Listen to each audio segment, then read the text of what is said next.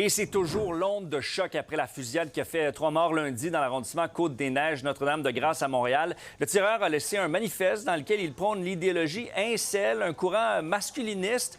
Des militants se mobilisent maintenant pour demander au gouvernement d'en faire plus pour protéger les femmes. Lily, tu trouves une manifestation qui est en cours présentement là, contre ce mouvement misogyne.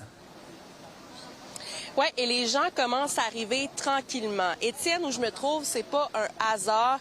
C'est la place du 6 décembre 89 pour commémorer les 14 victimes de la tuerie de Polytechnique. Pour ce qui est du tueur de la fusillade qui est survenu lundi, on sait qu'il a laissé un manifeste qui parlait justement de l'idéologie incel, qui fait partie du courant qui est masculiniste.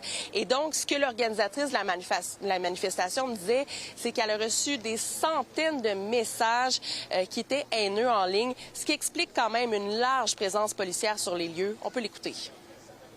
Casser l'isolation, bâtir des communautés saines où est-ce que tout le monde puisse exister en toute quiétude et aussi s'assurer justement d'avoir des ressources en déradicalisation, de s'assurer que les hommes qui tombent dans des discours haineux, qui est assez fréquent, puis c'est tellement facile de nos jours avec des phénomènes tels que les Active Clubs, de s'assurer qu'on a de l'accompagnement pour ces hommes-ci. La manifestation a eu beaucoup de backlash en ligne, surtout sur Facebook. Genre des femmes avocates, des femmes professeurs, des femmes de toutes sortes de domaines qui me disent elles ont peur de venir et de se faire attaquer.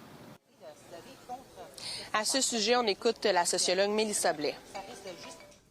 La manifestation a pour effet de signifier que malgré cette peur, on ne cède pas. C'est-à-dire, ça fait partie des discours féministes que de dire il ne faut pas céder, il ne faut pas justement rester dans le silence parce que c'est une façon de répondre aussi à cette intention voulant d'assigner les femmes à leur place, hein? Assigner les femmes à un espace domestique, assigner les femmes à des rôles. Il y a aussi un mémorial là, qui est installé à l'endroit où sont survenus les tristes événements de cette semaine. Oui, il y a des gens qui ont commencé à amener des fleurs tout près de l'autoroute des Carrés où est survenu le drame. Je me trouve présentement avec la conseillère du district Côte-des-Neiges, Émilie Brière. Comment se portent les citoyens de Côte-des-Neiges? Bien, écoutez, ce que nos résidents ont vécu, c'est vraiment une onde de choc. C'est sûr que tout Montréal, le Québec, le Canada, le monde entier a été choqué, mais nous, on l'a vécu dans notre quotidien. Nos enfants ont été confinés à l'école, tout s'est arrêté, on a retenu notre souffle pendant plusieurs heures. Donc, je pense qu'on se remet pas rapidement de ce genre de choc-là. Chacun le fait à son rythme. Il y a des gens qui ont encore du mal à sortir de chez eux, qui ont encore une grande peur, un grand stress, et puis d'autres pour qui la vie quotidienne peut tranquillement reprendre son cours. Rapidement, pourquoi c'est important pour vous d'être ici ce soir?